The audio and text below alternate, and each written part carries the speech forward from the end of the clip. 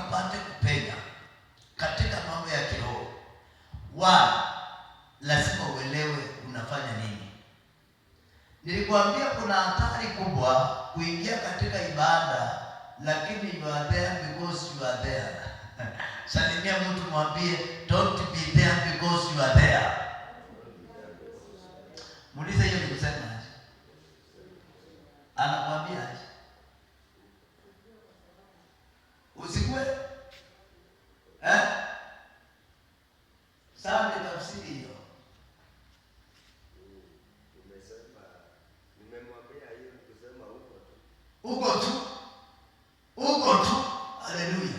Kuna hatari ya kuingia katika maombi ama katika ibada kuwa huko maana uko pale. Hata kuongoza maombi, kuna hatari ya kuongoza maombi maana tu inaongozwa. Lazima uwe na lengo. Salimia mtu mwambie kuwa na malengo. Kuwa na watu wengi by the way huwa wanaishia kuwa hakuna nothing kwa maombi yao katika wokovu wao, kwa sababu wako tu. Haleluya. Ni lazima uwe na malengo. Angalia mtu mwambie kuwa na malengo. Mwambie kuwa na target. Yes, yaani ukiingia kesha kama hii una target nini? Ni nini kimekuleta? Haleluya. Na ukatae roho ya kujipenda. Salimia mtu haifai, mwambie kataa roho ya kujipenda. Yesu Kristo alikuwa anashinda kuhubiri. Usiku anaingia katika mlima. Hebu nione wewe na mlimani. Umewahi enda siku moja kuomba kwa mlima na ukalala? Kama umewahi nana kwa mlima, ina mkono juu. Nini hapo? Ati baridi. Kama umesema baridi, najua umeenda kwa mlima. Nilikuwa natarajia nisikie utasema nini. Baridi. Uko baridi na kuanga kali. Milima baridi na kuanga ni kali. Haleluya. Lakini nakuta mtu amelala huko siku ya kwanza, siku ya pili, siku ya tatu. Kwa hiyo ile kitu ambacho Yesu Kristo kilikuwa kinampeleka huko ni malengo. Kuna dhati alikuwa nazo. Mtu aseme nini? Na usiku leo nataka nikufundishe kitu about spiritual warfare. Unless ukapata kujua vita ya kiroho, kuna mahali utaenda. Kuna mhubiri mmoja alisema, alienda akaanza kuhubiri, anahubiri ile mapepo ilimwataka. Haleluya. Kwa nini ilimwataka? Iliona huyu mtu kuna tamaa kwa ndani, lakini hajui anafanya. Bwana Yesu asifiwe. Hajui anafanya. Aliatakiwa, alifanywa deliverance, akaombewa kitabu akombolewe. Kwa sababu gani? Ni kweli anatamani, lakini hajui anafanya. Na kuna hatari kubwa sana, mpendwa mtoto wa Mungu, kufanya kitu ambacho hujui ni nini unafanya. Na ndio nimekwambia mkesha kama huu unapoingia, usiingie tu pale kwa sababu unaomba mimi huwa nasikiliza na mkiongoza ibada. Nasikiliza. Ni nini unasema? Ukisimama kuongoza hapa, Salome karibu. Ukisimama kuongoza hapa, mimi nakusikiliza. Unaongoza nini? Unaongoza nini? Najua malengo yako ni nini. Uko na malengo hapo, you are there because you are there. Praise the Lord. Maana lazima huu unajua ninaongoza, tunaenda hapa, tunapeleka hapa, tunaenda hivi. Yale hata mapepo kwa anga inajua mtu huyu kuna mahali anaelekea. Mtu aseme amen. So usiku wa leo nataka tupate kuelewa jambo moja, ya kwamba kuna maombi ambayo lazima uyatilie maanani sana. Sema amen. One, maombi ya usiku.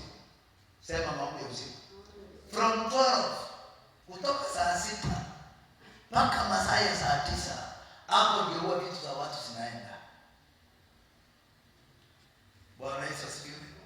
Hapo ndio vitu za watu huwa zinaenda. Na kama unaweza ukamanage kuamka hiyo masaa, kuamka kutangaza kwa anga yako moto, kuamrisha vitu kuachiliwa. Hebu mtu ngoja nisomee katika kitabu cha Matendo ya Mitume. Matendo ya Mitume. Matendo ya Mitume. Mpendwa mtoto wa Mungu, kutoka leo unapoingia kwa ibada ama mkesha kama huu, ingie ukiwa unajua mimi leo kuna malengo niko nayo. Nimetarget. Kuna target. Kuna vitu ambavyo lazima usiku wa leo nikapata kuzifanya. Na ukiingia utalala. Haleluya. Lakini kama una malengo unajua Bwana Yesu asifiwe. Hebu niona mmoja katika incha siku moja. Ulikuwa unaambiwa ujaze nini? 2 paragraph. 2 pages. Si ndio? Haleluya. Hebu niona mmoja kwanza maneno kaandika nusu karatasi. Okay, kweli tu. Bwana Yesu asifiwe. Ukaandika nusu. Hivyo ndio maombi iko. Ukiona mtu analala, amekosa nini? Once. Amekosa, mtaongea nini sasa? Mtaomba nini? But yule mtu kuna watu walikuwa wanajaza karatasi mbili. 2 pages. Unaona komisi. 40 minutes. Sema 40 composition amejaza. Kuna mwingine ako na karatasi nzuri. Na ametafuta vitu za kuandika. Amekwaza wanaume. Haleluya. Amepata vitu vya kuandika. Kwa maombi kuna watu ambao umeingia unatafuta vitu zile unaomba unakosa kwa sababu gani? Spiritually kuna vifungo. Bwana Yesu asifiwe. Angalia sana. Anytime unapoingia unaanza kusikia mwili inaanza kuwa na uchungu, mwili inaanza kuwa na uchovu, unajaribu unasikia usingizi unaingia. Haleluya. Hebu andiko nisomee Matendo ya Mitume 16:25 inasema aje? 16:25. Maombi. Usiku wa leo nataka tunapata kuelewa umuhimu ya maombi ya usiku. Sema umuhimu wa maombi ya usiku. Na wacha nikwambie kitu kimoja. Mambo mengi huwa yanatendeka usiku. Kwa nini yanatendeka usiku? Mchana people are busy kufanya mambo ya maisha. Haleluya. Mchana watu wako busy kufanya mambo ya maisha. Kwani kila mtu akukasake mchana. Lakini usiku ndio mwizi, usiku ndio mchana, usiku ndio malaya. Haleluya. Maana usiku hakuna mambo mengi. Ama usiku ndio watu wamelala. Hebu nikuulize swali moja. Wewe unaweza enda kuroga mchana? Sitaonekana. Lakini usiku watu wamelala. Sasa usiku ndio mambo inafanyika. Ndio nimekuambia angalau every day, angalau kila siku jaribu mtu aseme neno. Akilizi kwa muda saa 6, hiyo masaa saa 6, saa 7, saa 8, amka uombe. Amka, maana vitu nyingi, lesson za watu tunaidia hiyo masaa.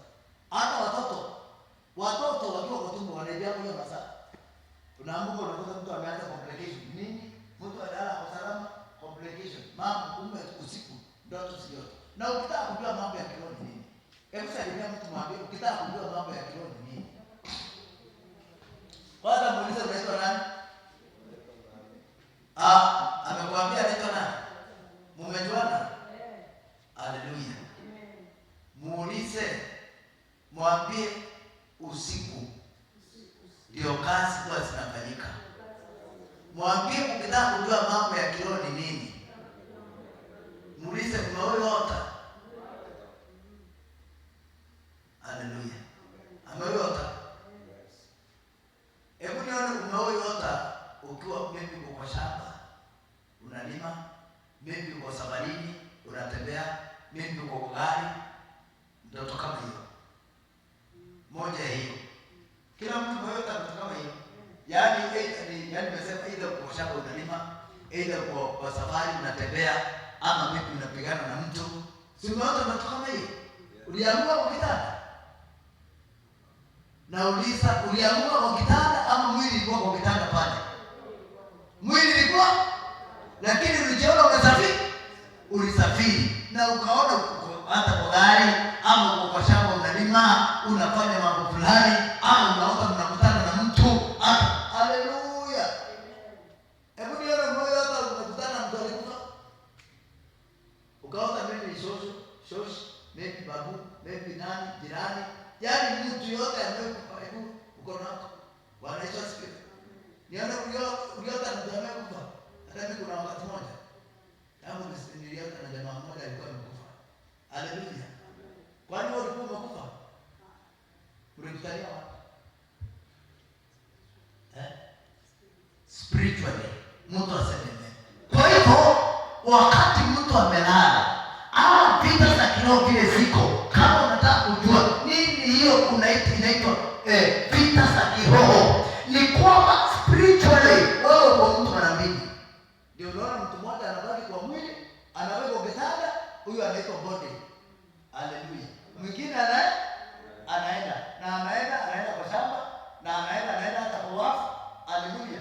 Anaenda kwa wafu na wanakutana na mwingine kwa mwili. Na Biblia inasema aje? Mwili na nyama asifai. Haleluya. Mwili asifai. Yaani mwili haufai kitu. Mwili huu haufai kitu. Huu ni mwili wa kubeba roho na nafsi. Praise the Lord.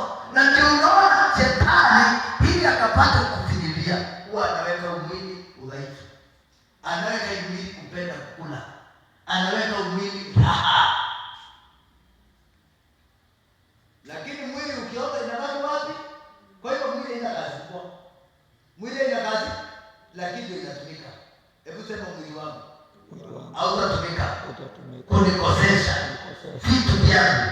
Sema huu mwili. Sema mwili. Hautatumika kunikosesha vitu zangu. Haleluya. Kwa hiyo ukitaka kujua vita za kiroho zinafanyika aje, angalia vile unaota na mambo ambayo hauna, lakini unayaona hivi, na ukiamka asubuhi hayako. But yale uliota spiritually ujue yako. Nilikuwa naongea na dada fulani, asijawahi kutana, nilikuwa naongea. Akaniambia anaota akiwa analala na watu. Wanaume wanakuja na wanalala na yeye. Na akaniambia hata kuna siku moja alikuja wa kwanza akalala na yeye, wengine wakamwambia wakaambia, "Ai, umekaa naye sana." Harakisha. Haleluya. Harakisha na mimi na sisi tuendelee. Na dada akaniambia hata wao wakanimalizia wakaenda. Nikiamka asubuhi niko mgonjwa vizuri. Hata kutembea ni shida. Praise the Lord. Sasa hiyo nini? Sema mambo ya kiroho. Mambo ya kabisa, anaona wa kwanza ameondoka na wale wengine wamemwambia umekaa naye sana na sisi tuachilie tuendelee. Na wale wakaendelea. Walipomalizia asubuhi akiamka ni mgonjwa. Ugonjwa na hizo ndoto zinatoana wapi? Bwana Yesu asifiwe. Ni kwa sababu vita za kiroho hizo huwa zinasababisha aidha uendelee ama ufilisike. Sasa mtu muulize umesikia? Na ndio unaona haufai kujipenda. Haufai kukaa kufikiri maisha yangu inakaa aje? Kwa nini maisha yangu iendelee? Wewe unauliza kwa nini maisha yako iendelee? Na unajua ni nini? Haleluya. Unajua ni nini? Wakati wowote unapoota ndoto mbaya na uone hiyo ndoto nimeota, hiyo ni ndoto mbaya hiyo. Uelewe spiritually kuna mipango ya Baba. Na usiposhughulika utakuta hiyo mambo inaanza kutendeka. Mtu asemene. Baada sio unakuta mtu anaombewa hapa, anakuwa delivered. Akishakuwa delivered, alikuwa mgonjwa, anapona na anasema maumivu imeenda. Imeenda wapi? Haleluya. Haujakuwa pengine. Haujakuwa shida. Imeenda wapi? Because spiritually kama unataka kubadilisha maisha ni katika ulimwengu wa kiroho. Na watu wengi hawajui hiyo. Haleluya. Watu wengi hata wanaokoka ni kwa story. Kuhubiri, my friend, hata shetani anahubiri. Yes. Iko ndoto niliota jana usiku. Sijui ilikuwa jana majuzi. Ilikuwa I think ni juzi. Kings akwa amejiendeshea, yani ameharibu nguo yake asubuhi. Saa kuamka leo kitendo ikafanyika tu hivyo. Ikafanyika.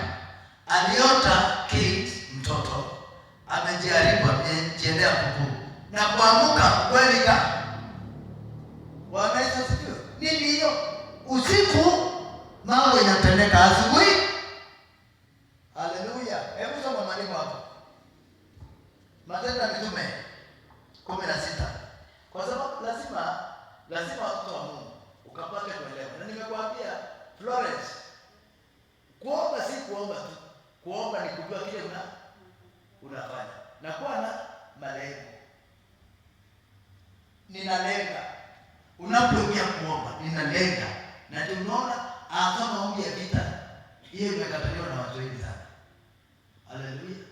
Imekataliwa na watu wengi sana. Kuna dada moja alikuwa anakuja hapa kitambo. Nilipokuwa namfanyia deliverance, pepo ilisema hiyo kanisa tuliwaidia maombi, tukawaachia nyimbo. Unakumbuka? Wewe ama Florence anaweza mmoja wao, hawa wengine hawakuwa. Unaweza kuwa kitu mwenye alikuwa anatoka Kiratina. Uliza Dionisi.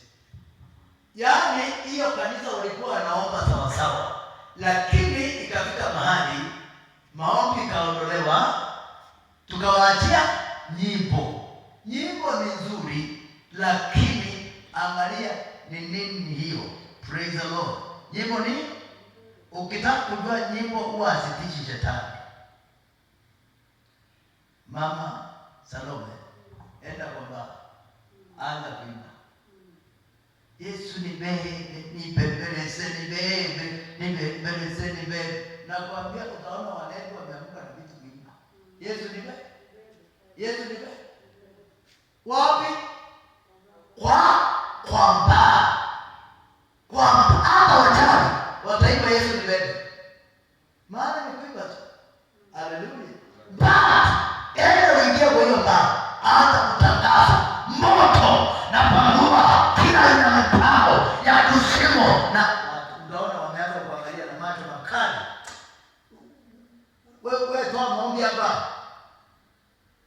Watakwambia toa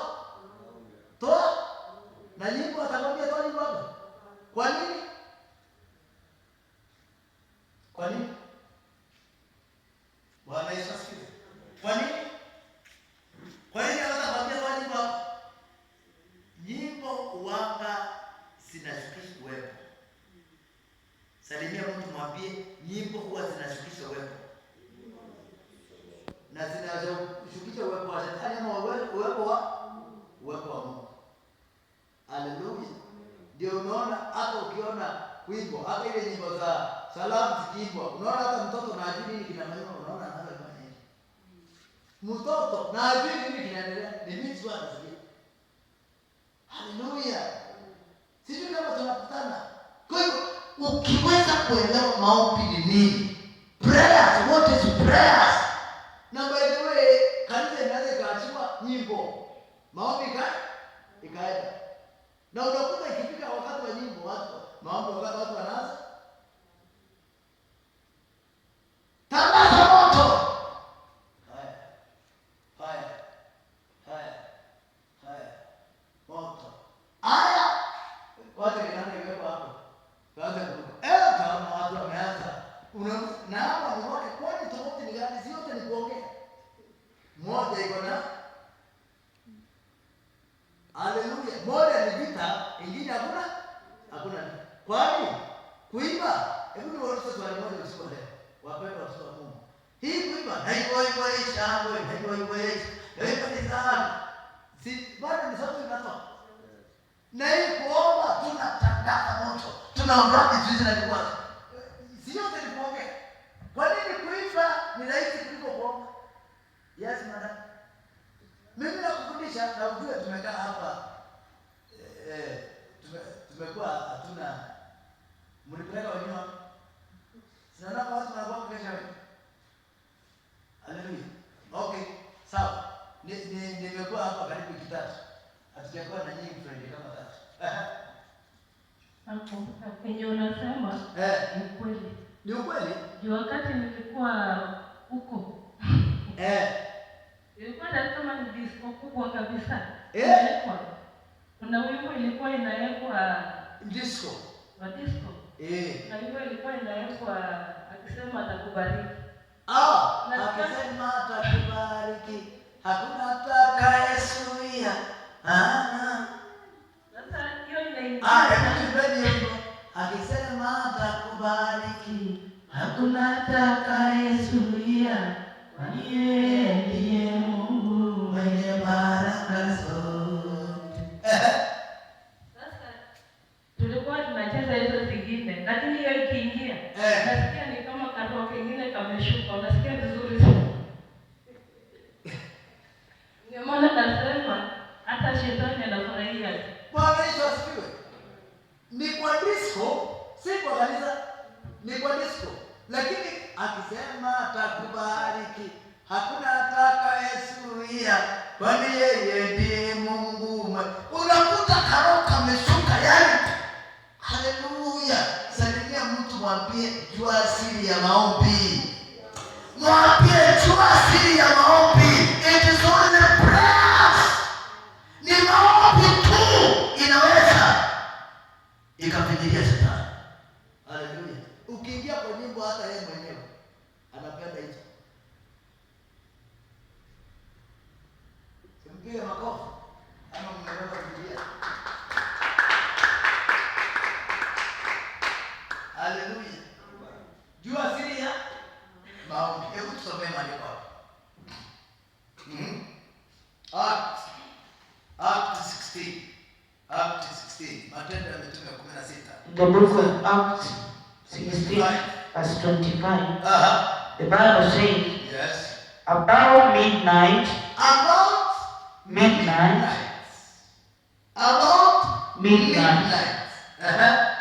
Paul and Silas were praying. Sikiza. Paul and Silas were praying. And angalia mtu mwambie, Paul and Silas were praying. Paul and Silas were praying. Na Mungu anawaambia wakati hapo, hata kama unaimba ni wimbo wa kuleta uwepo wa Mungu. Ukileta uwepo wa Mungu inakuingiza kwa prayers. Were praying and singing harmony and singing hymns. And the other prisoners were listening to them. Praise the Lord. About midnight. Na kuna sheria moja na kuomba naye yangu. Haleluya. Nikienda kesha mimi naenda kuomba. Naenda? Sikuja kesha kwa sababu yenu. Hapana. Mimi na wacha nikuambia, kama unataka kushinda kesha ama maombi yoyote, wacha kwenda maombi kwa sababu ya wengine. Hebu sema kutoka leo. Sema kutoka leo. Sitaenda maombi kwa sababu ya mtu mwingine. Sema nitajua siri ya maombi. And the other prisoners were listening to them. Na wale maabusu wengine, wale wafungwa wenzao walikuwa wakiwasikiliza. They are there, but they were not praying. They were just listening. Salimia mtu mwambie walikuwa pale. Lakini si ati walikuwa wakiomba. Walikuwa wakiwasikiliza. Kuna watu wanaenda kusikiliza wengine. Haleluya. Mnaweza kuwa tuko hapa kama vile tuko hapa kesha leo. Lakini kuna watu ambao si hawaombi, hawajui siri ya maombi. But Paul and Silas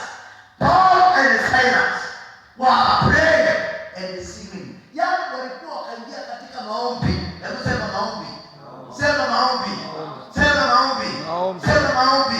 Wakaanza fanya kwa jela. Tunatangaza neema mpya. Kila aina ya vifungo sina katika leo. Sina. Haleluya. Mtu aseme neno. Na tunaona huwa na encourage brothers kujua maombi ya vita. Maana usipojua vita za kiroho, kuna mahali utaweza kufika. Kweli kabisa. Utakuwa unafika na mapepo hivi. Na ndio unaona ukianza maombi ambayo ni maombi ya kutokora ufalme wa kusini, maombi ya vita, wewe unakuta vita zinaanza kuinuka. Kwa nini zinainuka? Kwa sababu haleluya. Hebu nikuulize swali moja.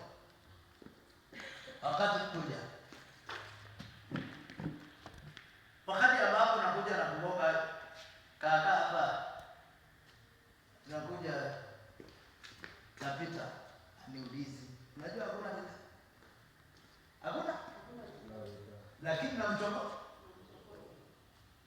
Haleluya.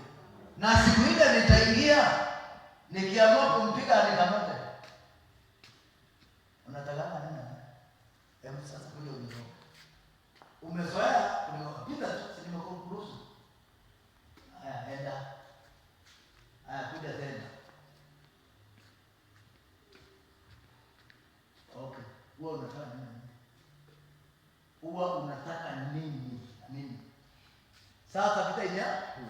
Lakini wakati nimenyamaza hakuna vita, si ndio? Kwa hivyo wakati ambapo sijaamua kupigana na huyu, ataishi kunichokoza, lakini hakuna ananigonga mabega, anapita anaenda na nyamaza. Lakini siku ile nitaamua niache sasa, nimwambie hapana, umenizoea sana, nikupigana. Unajua sasa na yeye tutaanza kupigana. Kwa hivyo hata kama nitashinda nawe saumia, lakini kuna sasa kuna hatua spiritually nimechukua. Salimia mtu mwambie anza kuchukua hatua.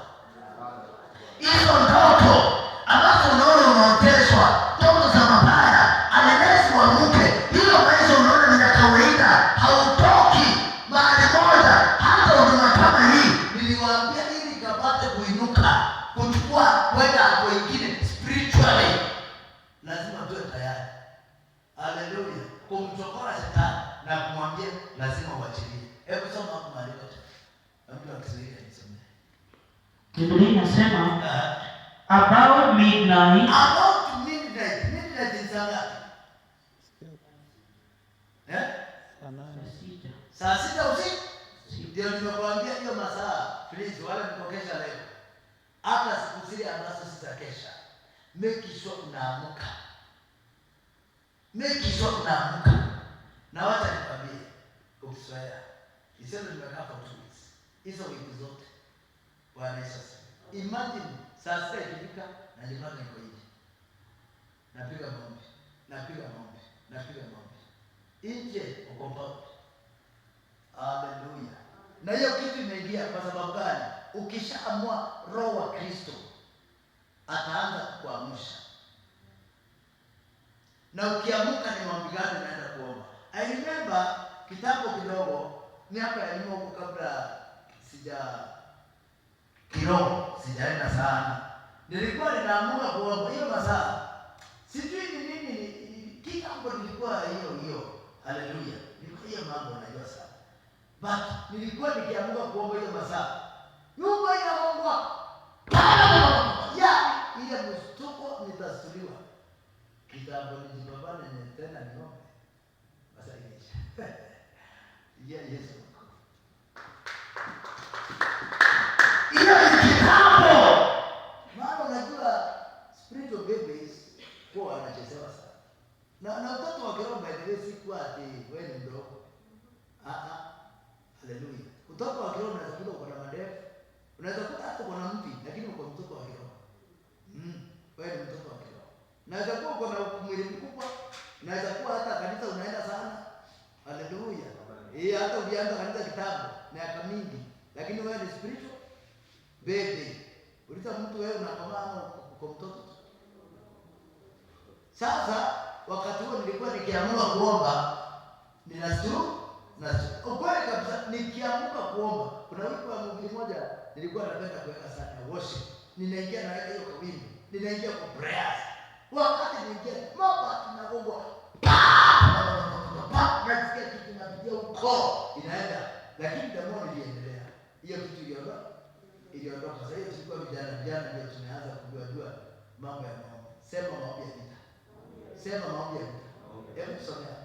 They were praying. Na usiku wa leo nataka kupata kujua the secret of prayers. Siri za maombi. Na kuanzia leo tunapotoka hapa, anza kujifundisha siri za maombi, kuomba, maombi ya vita, kutangaza na kurejelea katika anga yako ya kwamba ninapenda, ninaenda, sitazuiliwa. Hebu sema sitazuiliwa. Sitazuiliwa. Sitazuiliwa. Sitazuiliwa. Hebu nione kitabu umechokoza mtu kamwambia wewe kuanzia leo au taishi kunitishia, ninapata mimi, nimeamua tutapigana. Hebu ina mkono. Hata utotoni. Bwana Yesu asifiwe. Naona karibu kila mmoja. Haleluya. Naye shetani kabla hujamwambia ya kwamba tunapambana au atanitishia, haitaenda vile unataka. Unakuta anaishi kuchezea tu. Lakini ukitangaza vita, unaipigana, mwisho utashinda. Sema nitashinda.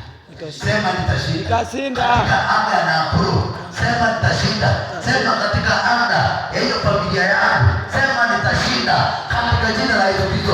Yes! Kwa mmoja ambao utaleta mabadiliko in that family. Si kila siku tunatenda tukiingia kwa mambo ya mambo ina what is that? Hebu niza mtu hiyo nini sasa? Hadi nikiingia tu kwa mambo ndio mambo na kabisa unaongea hivyo. Kwa hiyo maombi ni mbaya. Ni maana hujajua vita za kiroho. Haleluya. Nimekwambia kuna watu ambao akienda tu hivi hata kusimama, shetani anaanza kulia. Na kuna mwingine anaenda wanaanza kucheka. Hata mlikuwa mnaelewa wimbo unafanya nini? Unasikia haraka nini? Na mgodisco. Mgodisco. Yaani kuna kauwepo kameshuka. Yaani disco unacheza kuliko vile ulikuwa na ni Mungu alikuwa anacheza kweli. Bwana Yesu asifiwe. Lakini kauwepo kana na ile wimbo si ya Mungu tu. Akisema atakubali.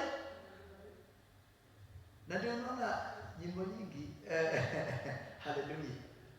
Kuna nyimbo ambazo tunaimba tu kwa sababu ya kujihurumia. Haleluya. Kujitia nguvu. Kujitia? Hata hiyo wimbo ya Yesu nibebe.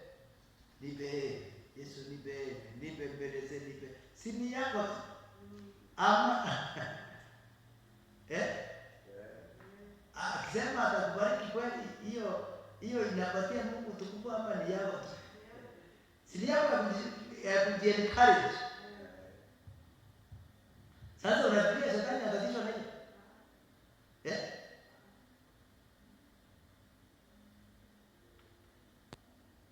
But anyone say, fire, fire, fire, fire follow me.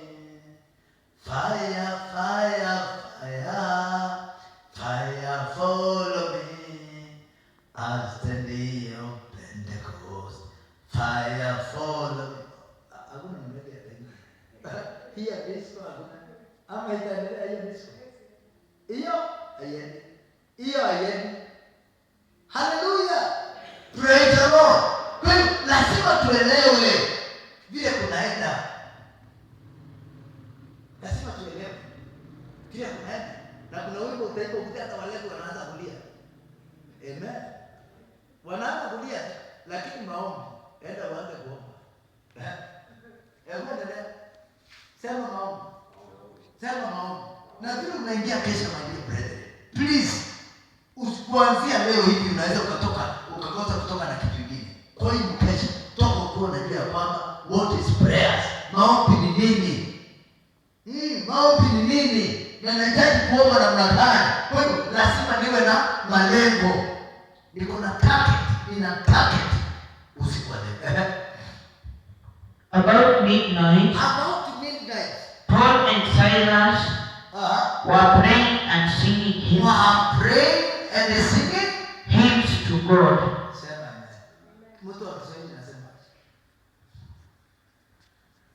Lakini panapo usiku wa manane,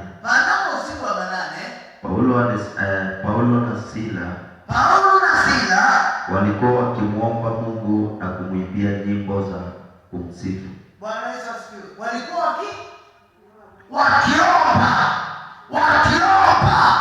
na kuimba nyimbo za sifa. Unastahili kuabudiwa. Unastahili Yesu. unastahili Bwana wa mabwana, stahili kuabudiwa.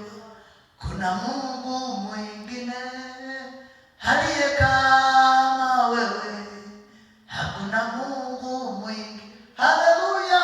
Yani walikuwa wanaomba, they were in prayer mode. Mtu aseme amen.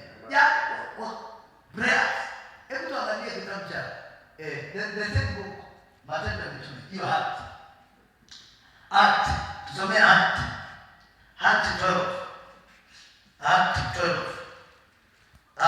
12.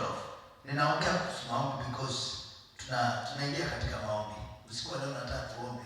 Tutafunguliza anga, tutaondoa vizuizi na vikwazo katika anga. Kuna mtu mmoja, kijana mmoja alikuwa anapakwa sana na mapepo. Aliniambia siku moja aliota ndoto, akaona anga ya fiili yote iko na pasia ya black. Iko na pasia ya black. Yaani imefunikwa. Sasa nikuuliza swali moja. Haleluya. Kusipopatikana watu ambao hawatatangaza moto kwa anga hii, wafungue anga ya fiili, wafungue kuwe na upendo, si watu wanaendelea tu kulikiwa. Haleluya.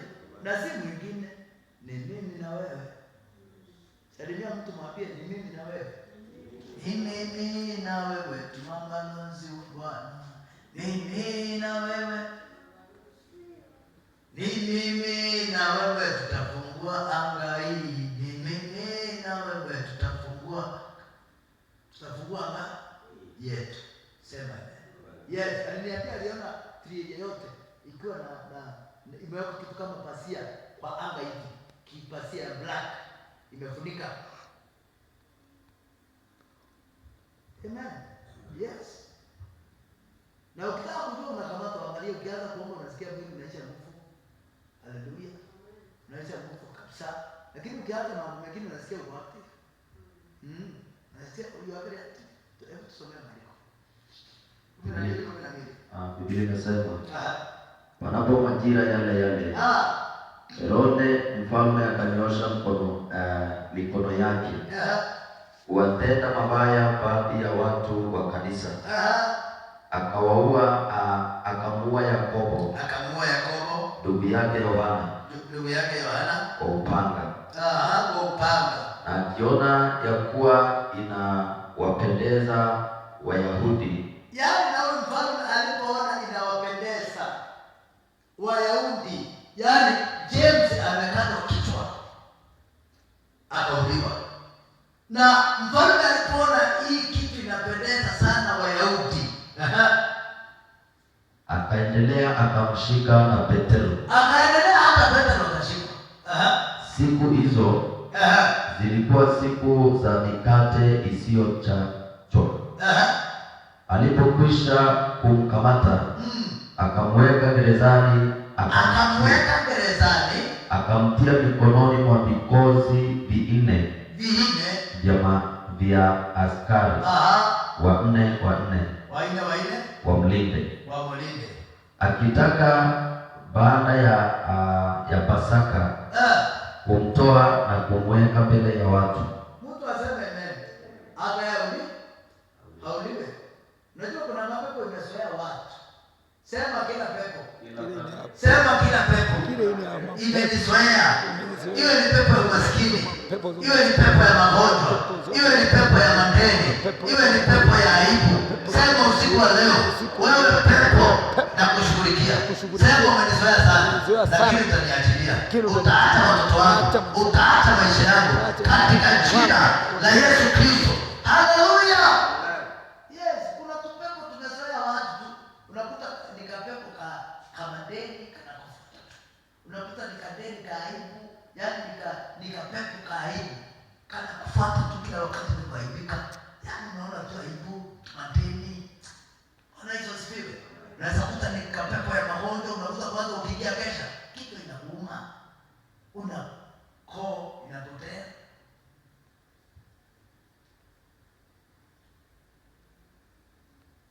Bwana Yesu asifiwe. Amen. Koo inapotea kabisa. Mwingine unasikia unaumwa na kiuno, mwingine unaumwa na mguu. hapo ile. Unasikia atikizunguzungu? Yaani anasikia miguu kabisa ni mzito. Kama umevaa boots. Sasa nikuulize swali moja. Kuimba ukirukaruka na kutembea ukiomba ni gani na ukianza kuimba ulikuwa unaimba. Ukianza kuimba hakuna ngamuti. Haleluya. Akianza kuimba hakuna ngamuti. Lakini akianza kuomba, kwanza hiyo maombi hiyo ya kuharibu hiyo kazi ya shetani, anasikia amevalishwa ngamuti. Ainuki, miguu ainuki. Najua naongea na mtu. Haleluya. Wakati unasikia mambo kama hayo, ama unasikia ukiingia maombi, unaumwa na kichwa, macho inaanza kusikia vingine. Yaani to complications. Haleluya. Sio umekamata, kuna wengine ulituelezea unasikia kizunguzungu. Unasikia mwili yote imekuwa joto na ni kwa baridi. Alafu unasikia the more unaendelea kupigana ilisha. Bwana Yesu asifiwe. Na kuna maombi ukiomba shetani hawezi kukurudisha. Kuna maombi shetani haulisafi watu. Hiyo maana haimunguzi. Lakini kuna maombi ukianza kuomba inaendea shetani direct. Ulisikia yule mtu alikuwa anaongea, anasema hiyo maombi ya tupa, tawanya, fire. Tulienda siku moja Seychelles Mission. Haleluya. Kama ulikuwepo hapo utaelewa tukile nasema. Tukaenda maombi tukasema fire, fire, fire. Watu walikuwepo wakaona paka zimekimbia, wakasema sasa nimaliza. Unajua watu walienda wakajifungia. Maana walisikia fire wakajua ni marisasi inapigwa. Ulikuwa kwa hiyo mambo. Haleluya. Fire hata paka zenyewe zilikimbia. Na ni maombi ya nje. Wanaume walienda wakajificha usiku. Asubuhi ndio waliuliza mahali kesha ilikuwa kwa usiku marisasi ilikuwa inapigwa. Tulisikia fire, tukajua fire. Tumekuwa fire. Haleluya. Mtu aseme amen. Na hiyo maombi ikawa na impact kubwa sana. Impact kubwa sana. Because watoto wa Mungu, every time when you pray, make sure unajua kile unafanya. Usiombe tu, jua kile unafanya. Na uwe na malengo. Hebu tuendelee. Basi na papa inasema, basi Petero akandikwa gerezani. Nalo kanisa likamwomba Mungu kwa juhudi. Wakatenda mchezo. They prayed honestly. They prayed wakaomba. Mtu aseme amen. Wakaomba kwa juhudi. Na nimekwambia wewe usikuje kuongoza watu kanisani hapa. Unasikia? Usikuje kuongoza. Ukuje kufanya? Ukuje kwa. Nimekwambia hata mimi mwenyewe. Mimi sikujali kuongoza. Ni vile nakwambia tuna neno la kuambia. Na kuja kujiombea. Sema kuomba. That is why unaona nikiingia kwanza nakaa hapo nje. Samawas nikiomba nikipiga maombi alafu kutoka hapo naingia. Kama kuna mtu naongoza. Kwa hivyo usiku kuanzia leo anza kujua siri za maombi. Nalo kanisa likaomba Mungu kwa juhudi. Ni kwa ajili ya Petero. Hata wakati Herode alipotaka kumtoa, usiku ule ule Petero alikuwa analala katikati ya askari wawili. Usiku ule ule. Nani anaomba? Mwalimu. Nani anaomba? Maombi ya kanisa, maombi ya waumini inafungua Paulo Petero akiwa njema. Nataka muelewe vile mambo ya kiroho inafanyika. Maombi yako ya usiku wa leo inaweza kuunlock school fees ya watoto wako. Haleluya. Maombi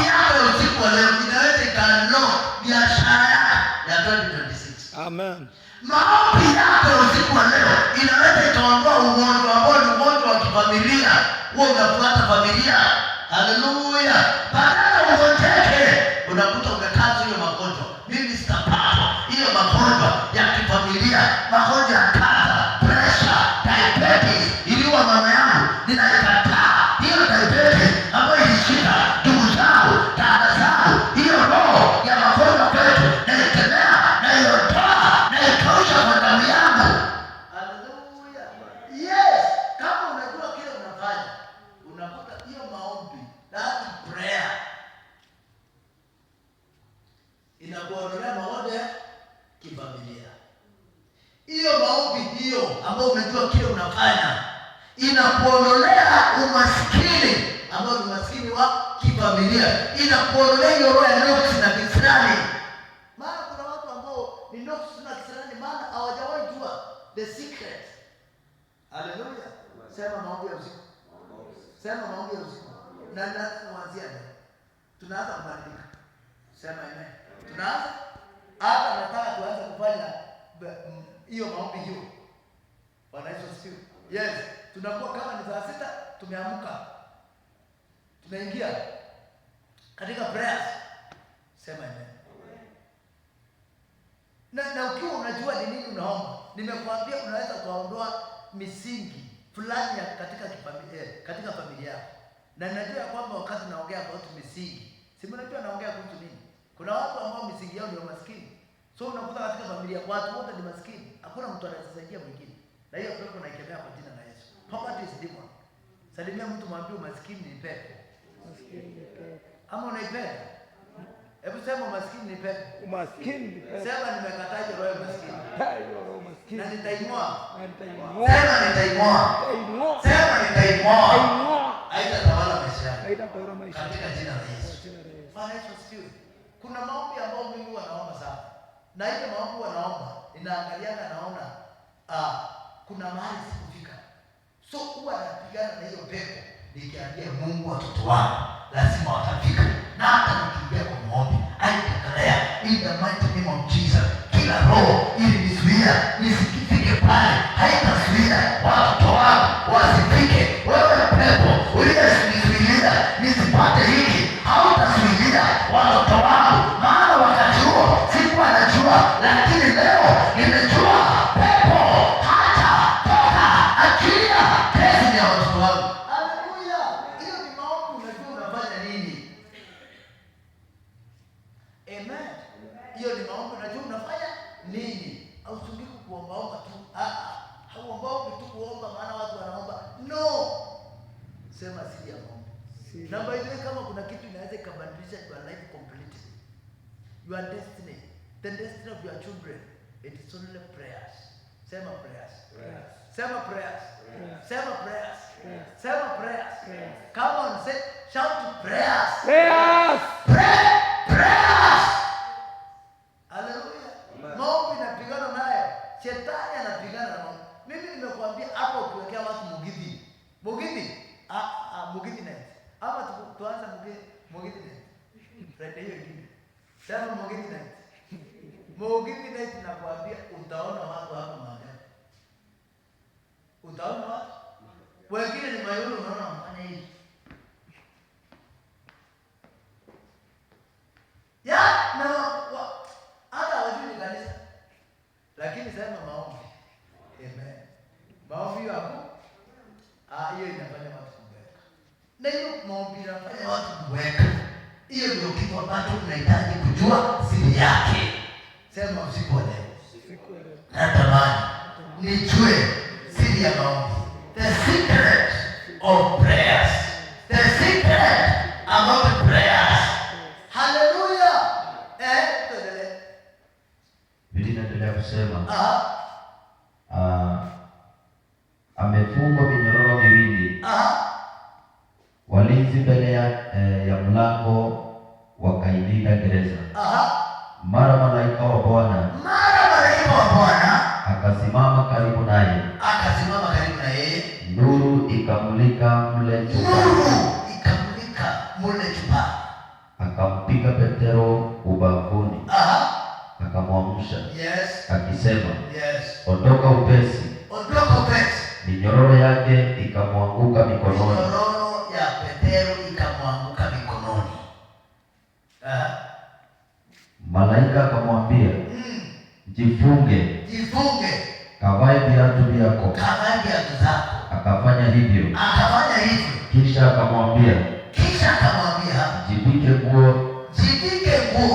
yako, ukanifuate. Akatoka nje, akamfuata. Wala hakujua ya kuwa ni kweli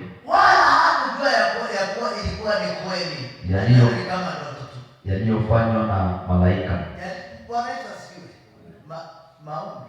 Maombi ambao ni maombi ya mbinguni. Maombi ambao unajua unafanya nini. Haleluya. Unajua kuna maombi ambao mtu anaombanga, umechoka na kitu, ukaomba maombi ya hasira. Haleluya. Ukaomba maombi. Hebu nione uliomba maombi ya hasira na ikafanya kazi. But yes, ninajua wewe kuna siku moja uliona yani kuomba. Haleluya. Na ikafanya kazi. Maombi ya juhudi. Maombi ambao uko yani hata moyo wako unakuta hata yule hapo usikii anasema haleluya. Usikii wewe uko jina la Kristo. Hata yule mtu wako karibu na yeye na anaomba haumsikii. Ukiona unasikia vile watu wanaomba, unajua uongo. Salimia mtu mwambie ukiona unasikiliza vile watu wanaomba, mwambie unajua uongo. Haleluya. Mtu yule anaomba, anasikiana saa wengine nikelele tu anapiga. Yaani hata ukimuuliza fulani anaomba nini, ajui. Maana yeye ako katika juhudi. Anajua. Haleluya. Usiku wa leo kuna kitu nimekuja kubadilisha. So Peter akaomba. Mwangaza ukamulika mle chumbani. Na Biblia inasema malaika akamwambia, toka, amka wewe Peter. Twende, vaa viatu, vaa mshipi, jifunge. Akaondoka. Hapo anajua nini kinaendelea. Kwa sababu gani? Kuna maombi inaendelea mahali. Salimia mtu mwambie kuna maombi inaendelea mahali. Hebu nikuulize mwalimu. Sasa katika familia yenu, kuna mtu anakuombeanga wewe?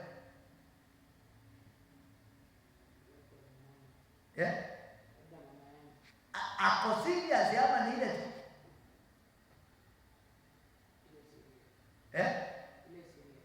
Ile serious. Unajuaje ni ile serious? Anajua maombi ya kupangwa. Mipango sasa. Wewe sio. Kama mmoja sikiliza akiomba, lazima wewe unajua kama anajua. Unajua kuna ile maombi tu na baba ile siku maombi anajua.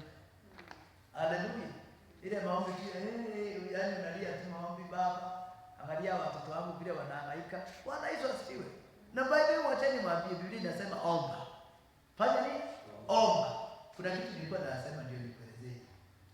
Ukiona hauna mtu ambaye ako juu kimaombi, amesimama na wewe, jua ni wewe. Haleluya. Mimi kuna kitu wanaambia watu. Mtu kama mimi, haleluya. Mtu kama mimi. Sasa kama sasa nimelala kwa sasa siku mbili. Mahali tunalala chini, nje. Hiyo gharama ninalipa.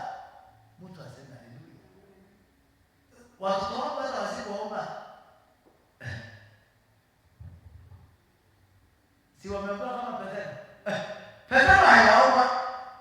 Lakini kuna watu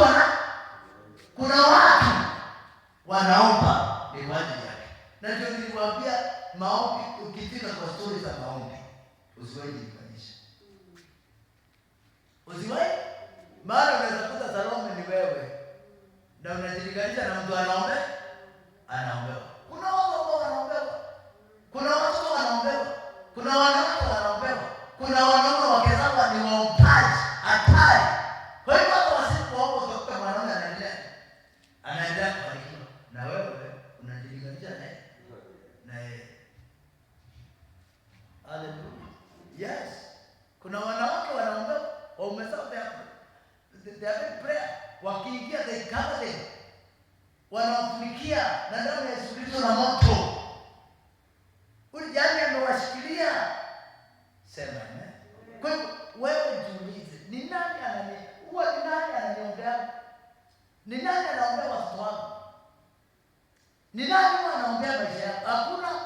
Wewe enda kwa mlima. Kuwa tayari. Sema haleluya. Enda mikesha na hapo kuhangaika. Na nimekwambia ili ukapate kufanikiwa kwa mambo ya maombi lazima ujikatae. Sema kujikataa. Sema kujikataa. Yes, you must deny yourself and take what? Your cross. You must do what? Deny and take. Yes. Salimia mtu mwambie lazima ujikane. Lazima ujikane. Mwambie ujikane. Na kuchukua msalaba. Na kuchukua. Kwa hiyo Peter alikuwa anaombewa. Peter alikuwa anaombewa. Kuna watu wakunyua mahali wanamwombea. Baba, fanya hiyo roho ya kukamata watu. Hiyo roho ya kufunga watu. Tunaikemea, tunailaani. Baba, tunatangaza hiyo minyororo imefunga Petero. Ikatike leo, ikatike. Malaika amekuja kweli na minyororo. Amen. Malaika amekuja na akakata minyororo. Ndio nikakwambia ile maombi naomba usiku iko na uwezo wa unlock your destiny. Iko na uwezo wa unlock your money. Mtu aseme amen. Bora tu unajua kile unafanya. Si ile maombi ya mchezo. Nataka hapa tuanze kuwa na maombi serious prayers. Mimi nakumbuka nilikuwa hizo. Na wala mnajua niliwaelezea. Niliambiwa siku ile sauti yako itaenda chini. Umeshindwa. Lakini kama sauti yako itaendelea kuwa juu, utaendelea kushinda. Utaendelea kwenda. Haleluya. Mimi kama kuna kitu kwa start mchezo. Yaani start mchezo naye ni maombi.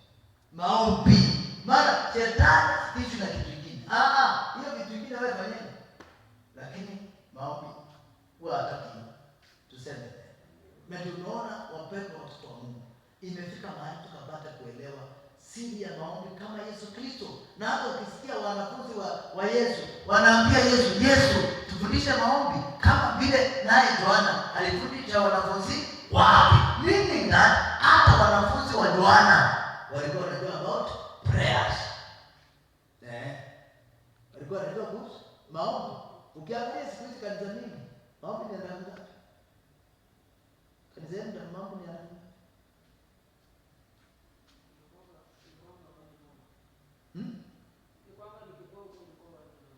Wana maombi tu yake ama plus worship. Kuomba ama kuabudu? Kuomba. Bwana Yesu asifiwe. Makanisa mengi huwa maombi ni tunaingia Baba yetu aliye mbinguni, jina lako litukuzwe, ufalme wako uje, utakalo lifanyike duniani kama mbinguni. Utupe mkate wetu wa kila siku, riziki yetu. Bwana Yesu asifiwe. Tusamehe makosa yetu kama tunavyowasamehe na wanaotukosea, usitutie maofuni, lakini tusamehe ndio maovu kwa utukufu wako. Haleluya. Alafu nakuta tuingie mbinguni. Unastahili kuabudiwa. Unastahili Bwana, unastahili kuabudiwa. Unastahili Bwana wa Bwana. Amen. Okay, tuingie katika sifa. Anaweza Bwana wa Mungu, anaweza. Okay, Yesu asifiwe. Alafu sadaka tunatoa kabla hatujahubiriwa. Ili watu wasiende na sadaka. Hallelujah. Mhubiri 30 minutes. Mhubiri 30 minutes. Hebu niulize swali moja. Wewe unataka Mungu akusaidie na time yako haupatii Mungu time yako. Hallelujah. Imagine Monday job, Tuesday job, Wednesday job, Thursday job, Friday job, Saturday job, Sunday. Mungu ni 30 minutes. Na unataka Mungu akusaidie. Hata kama ungekuwa ni Mungu kweli. Haleluya. Florence, hata ungekuwa ni Mungu, kuna kitu ungepatia watu. Kuna kitu ungepatia. Sasa wewe jifanye wewe ni Mungu sasa leo. Sawa. Hebu jifanye wewe ni Mungu sasa. Imagine watu shughuli zao the whole week wako mambo yao, kwa nyumba ni vipindi, wameochi vipindi vyao ni anapo wanaingia kwako. Wana wao wameimba, wameabudu, wameomba na wamesikia neno na wameenda nyumbani. Hata wewe ingekuwa ni Mungu, kweli kuna kitu ungewapea? Kuna kitu ungewapea? Hakuna. Angalia time na Mungu wako. Angalia time hiyo unakaa na Mungu wako. Nilikwambia masaa kidogo yokana ni 3 hours. Hiyo ni ibada moja. Haleluya. Ibada hiyo ni ibada moja hiyo. 3 hours at least. Ile masaa kidogo kabisa. Masaa matatu. Sema inaenda mpaka 6 hours. Ukikaa na Mungu tu Baba, yaani mnakaa mpaka mnapendana na Mungu, mpaka mnazoeana na Mungu, mpaka hata Mungu akienda anasema niko na rafiki. Sema niko na rafiki. Niko na rafiki. Unajua kuna nyimbo zingine hata watu wanaimba Yesu ni rafiki yangu, Yesu ni rafiki yangu, Yesu Yesu Yesu Yesu, Yesu ni rafiki yangu, Yesu ni rafiki yangu. Yaani huyu rafiki hata amjuani. Haleluya. Ni mtu gani ako na rafiki? Rafiki kwanza ni kukulania, mnakula pamoja, unakuta kuna vitu na spend, amen. Alafu unakuta muda mwingi mnakaa. Yule rafiki yako mlikaa naye muda gani? Yule rafiki muda. Haleluya. Yaani yule rafiki ambaye ulikuwa naye mama, ile masaa kidogo mlikaa naye ni gani?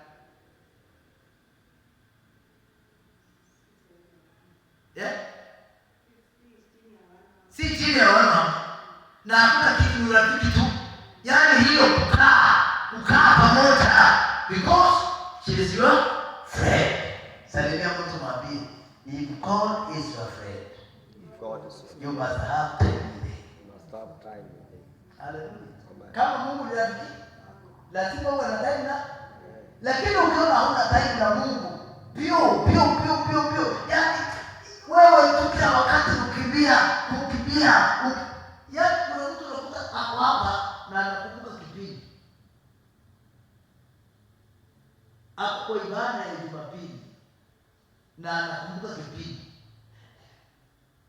Anaenda kufanya na moja pasa. Sisi tulikuwa na ndugu watatu. Tulisikia na ndugu watatu. I remember. Tulikuwa tunaenda kufanya kazi Jumapili. Biashara. Na tukakaa siku moja, tukaangalia tukaona wakati wote pasa akichelewa ni ibada. Tunaanza kuangalia masaa. Maana tunajua pasa anamalizanga ibada saa 7 ama saa 8. Leo amepitisha ameenda saa 8 na nusu. Anatuchelewesha. Hatujaenda kufanya kazi. Siku moja tulikaa tukauliza na hii kazi hatuwezi kupatia Mungu masaa yake.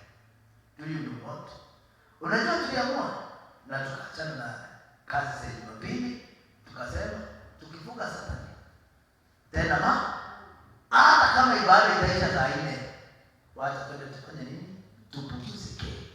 Bwana Yesu asifiwe. Kwa sababu ya Mungu. Lakini wale ndugu tuliokuwa na wao wengine walioendelea na hizo kazi za Jumapili hata leo waliachana na Mungu. Haleluya. Kwa hivyo anasema uangalie. Yaani kuna mambo ambayo unakuta ni mambo iko inafanya Mungu asionekane katika maisha yako. Hebu sema kutoka leo. Sema kutoka mkesho wa usiku wa leo. Kutoka kwenye mkesho wa usiku wa leo. Mimi mwenyewe nitaanza kufikiria kuhusu ufalme wa Mungu, kuhusu maombi, kuhusu kukaa na Mungu katika jina la Yesu Kristo. Sema Roho wa Kristo nisaidie.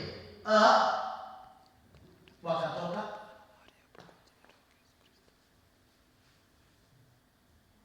Biblia inasema minyororo yake ikamwanguka mikononi. Malaika akamwambia, jifunge, kavae viatu vyako. Akafanya hivyo. Kisha akamwambia, jivike nguo yako, ukanifuate. Akatoka nje, akamfuata. Wala hakujua ya kuwa ni kweli kwamba ilikuwa ni kweli yaliyofanywa na malaika. Sema amen. Amen. Hakujua ni kweli. Lakini kuna watu ambao mahali wanafanya nini? Sema wanaomba. Sema wanaomba. Na hiyo maombi inafanya Paulo minyororo inakatika. Na anatoka nje na anaacha mahabusu wengine. Aliacha mahabusu wengine, hata prisoners na akaenda. Na alikuwa amefungwa kwa katikati ya maskani. Kwa hiyo maombi, watoto wa Mungu, maombi hapo ni maombi unajua unafanya nini. Si ile maombi tu ya msaa. Maombi unajua unafanya nini. Hiyo ni maombi ya pale, wewe inakata minyororo, ni maombi ya pale, wewe inafungua milango, ni maombi ya pale, wewe inabadilisha hali, ni maombi ya pale, inakuondolea laana, inakuondolea. Haleluya! Leo nataka waone. Na useme mimi ile maisha ya wazazi wangu sitaka. Amen. Ile hiyo roho inasumbua familia yetu. Anachukua kitu, ana pressure, ana magonjwa sio kali, unasema hiyo magonjwa itakufuata. Sema haleluya. Utaomba na utasimama. Lakini usipo unajua utaona tu nakufuata. Bwana Yesu asifiwe. Sema James amekamatwa. Amekatwa kichwa. Sema Peter naye amekamatwa na amefungiwa. Kuna mtu aliyesema wewe ni ule? Sema wewe si ule ule. Sema ule wewe ulionyoa ndugu zangu na dada zangu. Hiyo wewe ya umaskini haitaninyoa. Hiyo wewe ya magonjwa haitaninyoa. Sema huo wewe wa mahangaiko na aibu kutoolewa haitanyoa watoto wangu katika jina la Yesu. Tuseme amen. Hebu soma hiyo mstari kwa wazo na watoto. Verse number 10. Tena ya kusomea Kiswahili. Verse number 10 nasema, they passed the first and the second guards. They passed the first and the second Guards gates and came to the iron gate. and get there to the Iron gate iron gates leading to the city. leading to the city. It opened for them It opened for them by itself. yani mlango gate. Haleluya. Maombi ni hatari sana. Bwana sana. Maombi ni hatari. Imagine gate ilikuwa imefunguliwa na maombi, ikiwaona gate, ikiwaona inafanya nini? Funguka yenyewe. Maajabu hayo inafunguka na kuombea usiku wa leo. Ile mambo tunaenda kufanya, chochote ambacho kilikuwa kimekuzuilia kikuona kiondoke chenyewe. Hizo gate zifunguke zenyewe, hiyo milango ifunguke yenyewe, hiyo fedha ikuje kwako yenyewe katika jina la Yesu. Haleluya. Atengeti ilipoona Funguka yenyewe. lakini Peter ajui kuna watu wakoma wanafanya hiyo milango ifanye nini? Ifunguke. Usiku wa leo naomba mtoto wangu. Na kuanzia leo sema maombi ya saa 6. Sema maombi ya usiku wa manane. Maombi ya usiku wa manane. Sema maombi ya usiku wa manane. Nitayafanya. Wewe kama ni hiyo kwa katiba yako tu, hiyo kwa nyumba amka. Kabisa. Na usiongee kwa kitanda, amka tu. Hata kama ni yako kwa viti, anza. Hata kama ni yako tu kwa step hiyo ya 12 anza tu. Pole pole. Katika jina la Yesu natangaza neema. Maana shida yako kuna watu wanabana kwa vitanda hivi. Baba, katika jina la Yesu. Na ile siku kwamba Baba unakuta yaani unakuta mtu alianza kuomba saa 3 anasitukia saa 6. Jamani, si niwaambie mwache kuombea mkutano. Kwa nini mnakatalia mkutano? Kama Florence anaombea mkutano.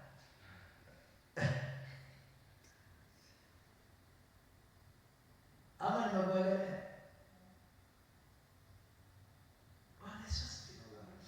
Maombi ya kitanda. Ujue kitanda iko na roho. Roho gani? Ya kulala.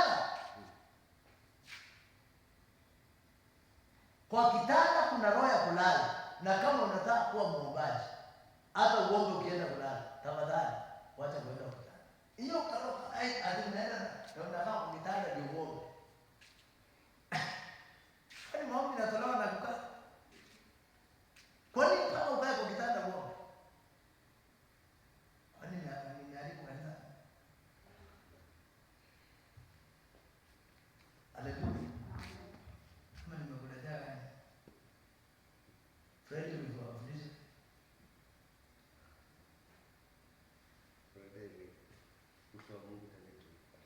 Uliwafundisha gani?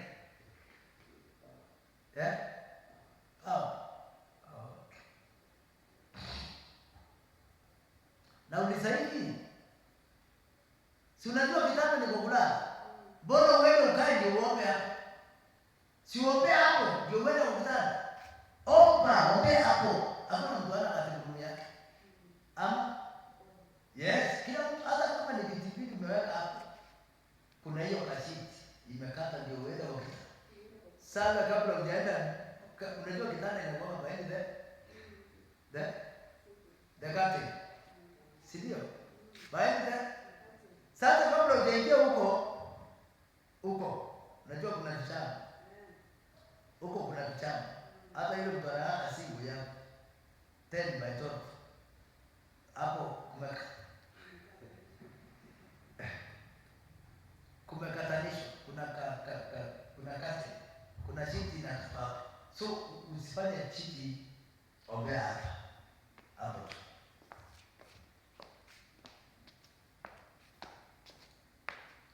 Ukimaliza sasa fanya kazi yako. Haleluya.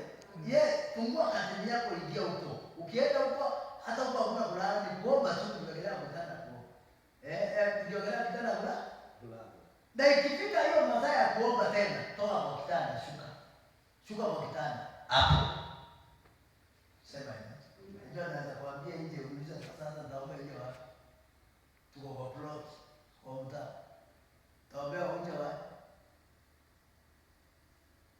So si lazima utoke. Wewe lakini shuka kwa kitanda. Kwa sababu ile mapepo inakuwa kwa kitanda. Hiyo si ni mapepo ama ni roho? Hapo kulala. Hata unaweza omba na maana ndio ulale. Yaani unasikia maharakisha ndio? Ulale. Yaani unaharakisha. Unasikia ni harakisha maombi haraka ndio ulale. Stop there my friend. Usiende ukitaka kuombea huko. Hebu sema kutoka leo. Kusema kweli sema sitaombea kwa kitanda tena. Sema nimekataa kuombea kwa kitanda. Sema kwa hiyo kasiti ndugu yangu. Hapo nitaombea hapo. Alafu nienda kwa kitanda. Pigia Yesu makofi basi. Haleluya. Maombi. Na watu wengi wameshindwa na maombi. Wamelemewa. Shetani amewakalia. Amewakalia shetani analeta confusion.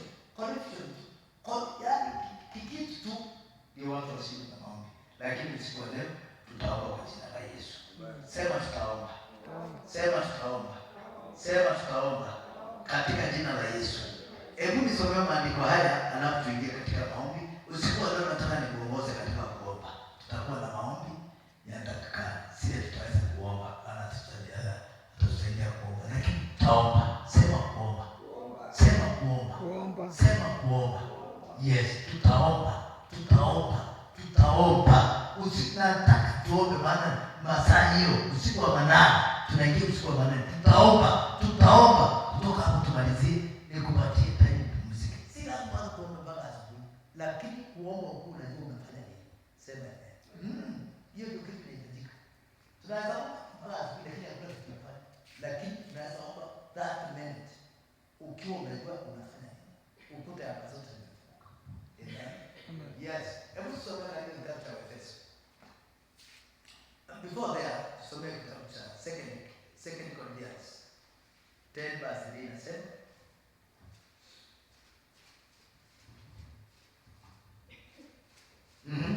Second Corinthians 10:3 inasema. The Bible says, Yes. For though we live in the world, although we live in the world, we do not wage war. We do not wage wars as the world does. As the world does. Although it is true we live in the world, we are human beings, but we do not wage our wars as the world does. Hatufanyi vile wanafanya. Hatupigani vile wanapigana. Hatukai maisha yale wanakaa. Verse 4, the weapons we fight with. The weapon we use for our battle. The weapon we use for our battle. Are not the weapons of the world. Are not the weapon of the world. The weapon we use for our battle, it is not the weapon of the world. Since on the contrary, they have divine power. They have divine power. On the contrary, they have divine power. Sema divine power. Divine power. Sema divine power. Divine power. Divine power. What is divine power? Supernatural power. Yaani si kitu ya kuonekana. Haleluya. Si kitu naweza gusa. Si kitu naweza ona. They have divine power. Hizo silaha za vita vyetu, Madam Salome, si za kuonekana na macho, si za kugusa, si za kuona, si za kushika atuwaze, but they have divine powers. Na lazima uelewe hiyo. Baada mbele. Usipoelewa hiyo, hizi vita utapigana nazo. Lazima uelewe vita silaha ya vita vyako iko na divine, yaani iko na nguvu za kiungu hivi. Amen. Bwana aliniambia mwaka wa 2026. It is the year of divine intervention. Divine intervention. Divine intervention, it means that kutakuwa na mwingilio wa kiungu. Sasa silaha za vita vyetu siko na nguvu zisizo za kawaida. Amen. Asionekani silaha zetu, mpaka zinafanya maiti, zinafanya makubwa. Sema makubwa.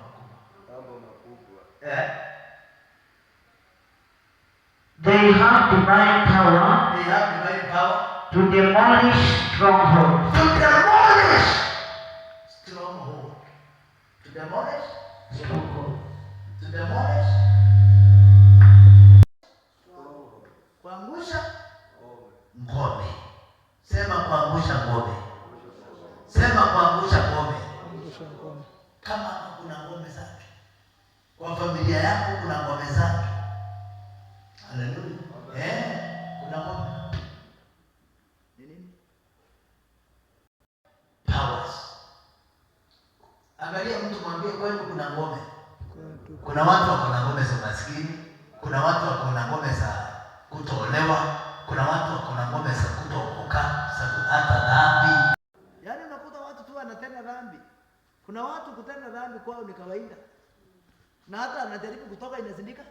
Ngome hawataki kuokoke. Kuna mapepo inasema hawataokoka. Sema nitaokoka. Nitaokoka. Kuna wengine mapepo inasema hawatasoma. Sema nitasoma. Nitasoma. Na watoto wangu watasoma. Watoto wangu watasoma. Kuna mapepo wengine itaki watu waolewe. Sema kwangu. Kwangu. Kwetu. Kutakuwa na ndoa. Kutakuwa na ndoa katika jina la Yesu. By the way, unajua ni haki ni haki kwa watoto wa Mungu kuolewa na kuoa. Ukiona unakaa wewe umefika miaka ngapi? 28. Bwana Yesu asifiwe. Unakaa miaka hujaoa na unakuta Mungu wako tu. Ameoa miaka 35 anasema sijazeeka. Mwisho anaelekea 40. siazeka. Ni shida. Maana Biblia inasema unajua Mungu ameweka pale mpango. Ujipange. Kama ni dada unakuta amekaa hajaolewa, ni ngome. Amen. Wale wanaolewa kwa nini? Na hata si ati ni warembo kuliko. Haleluya. Hebu salimia mtu muulize hao wanaolewa ni warembo kuliko. Anakuambia amekwambia aje? Si urembo, si ndio? Si ni familia kuwa na roho ya ndoa, lakini kuna familia zingine ziko na nini? Sema ngome. Sema hiyo, sema hizo silaha zetu. Hizo silaha zetu. Sasa zinaangusha ngome. Zinaangusha ngome. Zinaangusha ngome. Those stronghold. Zinaangusha ngome. Hizo silaha ambazo ni silaha tunafanya nazo kazi. Prayers. Sema prayers. Sema prayers. Sema prayers. Kuna watu hawajakubaliwa kutajirika. Haleluya. Ni wapate, wakule, wamalize kesho, waanze tena. Na kuna watu wengine wanatajirika bure. Wanatajirika bure tu. Mwana mtu anatajirika bure. Bure. Yaani anatajirika tu. Mnafanya na mtu kazi, unaona yeye anaendelea tu kuongezeka na wewe unaenda kuisha. Unauliza hata ni nini? Na wewe ndio unaamka hata mbele yake. Amen. Wewe ndio unaamka hata mbele yake. Wewe ndio unaamka mbele yake. Lakini anaendelea kuongezeka. Wewe unaendelea kuisha. Hiyo ni nini sasa?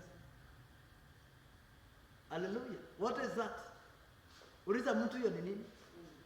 Si tajirika. Kabisa hata unaomba Baba, nisaidie nitajirike. Mungu naomba tu tajiri, lakini maskini unaendelea. Kwa nini? Sema ngome. Sema usiku wa leo. Sema usiku wa leo. Hizo ngome tunaweka chini. Tunaweka chini katika jina la Yesu. Sema tunaweka hizo ngome chini. Sema ngome tunaweka chini. Tunaweka chini. Nataka tuingie katika ulimwengu wa kiroho. Tuanze kupangua na kuharibu kila aina ya mipango yote ya kuzimuni, mipango yote tunaipangua. Mateka wote, mateka wote, kufunguliwa kwao, mateka waliofungwa na ulevi na ukahaba na dhambi kwa anga hiyo, wafunguliwe, wanatoka na moto na wafungwa na waweka huru, wafunguliwe, mateka na wafungwa, watu ambao wamefungwa na madawa ya kulevya na wafungwa leo, waliofungwa na ukora na wafungwa leo, na waweka huru katika jina la Yesu, katika jina la Yesu Kristo, katika jina la Yesu. Mateka wote, mateka wa pombe, mateka wa ufukara, mateka wote wawekwe huru. Aidekanea freedom, aidekanea ya free. Natangaza ukombolewa kwao, natangaza ukombolewa kwao usiku wa leo. Mtoto wa Mungu, tangaza hao wote waliofungwa, hata ndugu zako, hata dada zako, wakombolewe. Tukatae kuza kung'ang'ana. Watu wanapofungiwa wasiombe, unakuta kuna mipango inapangwa, lakini maombi ikiendelea, mipango yote inapanguka. Kwa hivyo hiyo maombi ya 7 days, from the 1 November to the 21 December, from the 1 December to the 8 December, nikiomba hiyo maombi ya siku 7, tukapata kutangaza usiku wa leo katika jina la Yesu Kristo. Ni maombi itakuwa na breakthrough, itakuwa na upenyo, ni maombi itakuwa anga. Hiyo maombi inaitwa finishing grace. Kwa hivyo Mungu akatupatie neema ya kumalizia na mambo makubwa na mambo mazuri. Tunapoenda kumalizia mwaka huu, tukamalizie Disemba ikawa ni mwezi wetu, ukawa ni mwezi wako, mwezi wa mazuri, mwezi wa kupata pesa, mwezi wa kupenda. Hata tangaza hiyo maombi ya siku 7, hautazuiliwa hata wewe. Amen. Sema amen. Pia Yesu mambo mazuri. Haleluya. Kama uko umetoa sadaka yako, toa sadaka yako hapo kwa madhabahu. Tunapotoka hapo nje, tukamalizie maombi yetu hapo. nje in Jesus mighty name. Amen. Okay, Bwana Yesu asifiwe. Amen. Unasikia vile kumenyamaza? Unasikia hakuna sauti ya anything. Bwana Yesu asifiwe. Amen.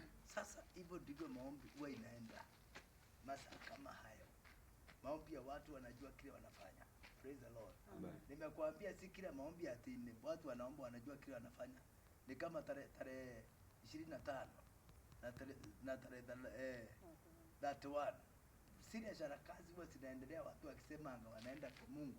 Ni vitu nyingi sana. Inua mikono yako juu. Sema anga hanga hanga. Anga anga. Sikia sauti. Sikia sauti. Leo. Funguka. Funguka. Funguka. Funguka. Sema kila maagano. Kila maagano. Anga. Leo. Nimevunja. Katika jina la Yesu. Sema anga hanga. Anga hanga. Sikia. Na uwe mshuhuda.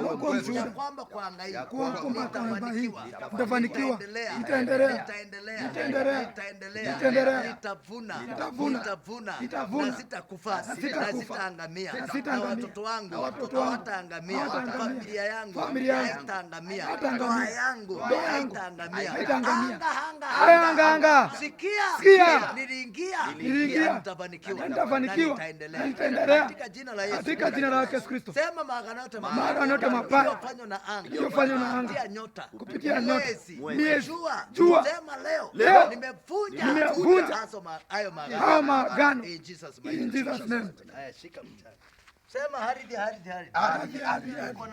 Uko na masikio. Sikia maneno yangu. Najua uko na vitu nyingi umeshikilia. Na kuamrisha waachilie leo.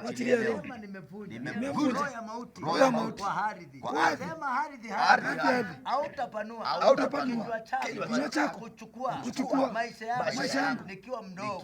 Watoto wangu wakiwa ndogo. Ndoa yangu itaangamia kupitia kifo.